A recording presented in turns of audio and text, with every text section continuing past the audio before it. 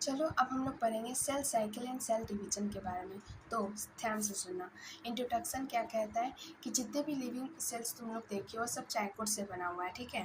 तो तुम्हारा जो डिवीजन और मल्टीप्लिकेशन होता है उसको हम लोग सेल रिप्रोडक्शन कहते हैं। देखो दो चीज़ होता है कि सेल का कैरेक्टरिस्टिक में दो चीज़ होता है, एक तो ग्रोथ करना और दूसरा रिप्रोडक्शन करना, ठीक है।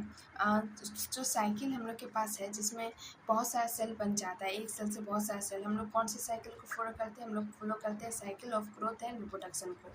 अब हम लोग पढ़ेंगे सेल साइकिल के बारे में। जो सबसे ज़्यादा इंपॉर्टेंट चीज़ है लिविंग ऑर्गेनिज्म में वह है सेल को डिवाइड करना, ठीक है। जितना भी प्रोसेस होता है cell division, DNA replication and cell growth, ये सब कोऑर्डिनेटेड वे में होता है ताकि हम लोग को प्रोजनी मिल सके। सेल साइकिल के अंदर जो भी सीक्वेंस होता है, सेल सिंथेसाइज करना, डीएनए का रेप्लिकेट करना, साइज का ग्रो करना, डिवाइड करना डॉटर सेल में, ये सब एक तरीके से कोऑर्डिनेटेड वे में होता है। सेल ग्रोथ जो होता है क्या होता है, एक साइटोप्लाज्म, सेल ग्रोथ में साइटोप्लाज्म ग्रो करता है, ये कंटिन्यूस प्रोसेस होता है।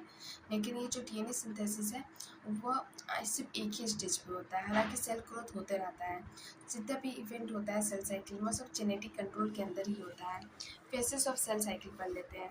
Duration of cell cycle varies in each, सब में जो सेल साइकिल का टाइम वो वेरी करता है।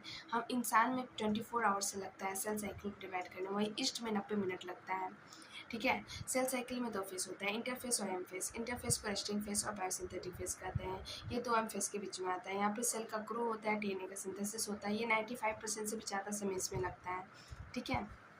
अब इंटरफेस भी तीन पार्ट में होता है, G1 phase, S phase and G2 phase. G1 phase को हम लोग कहते हैं कैप1 फेस और anti phase, and S phase synthetic phase, G2 phase gap two phase. G1 phase जो होता है पहला ग्रोथ फेस होता है।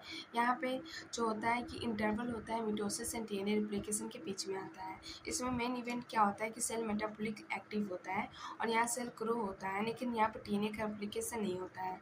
यहाँ पे सारा मशीन बन जाता है जिससे डीएनए रेप्लिकेट होने वाला है। एस फेस जो होता है सिंथेटिक फेस, ये सबसे लॉन्गेस्ट फेस होता है। यहाँ पे डीएनए रेप्लिकेट होता है, यहाँ पे क्रोमोसोम नंबर नहीं पड़ता है पर डीएनए का नंबर पड़ जाता है। एनिमल सेल के अंदर जो डीएनए रेप्लिकेशन होता है वो न्यूक्लियस में होता है और सेंट्रोल डुप्लीकेशन साइटोप्लाज्म में होता है। G2 फेस को हम लोग सेकेंड ग्रोथ फेस कहते हैं।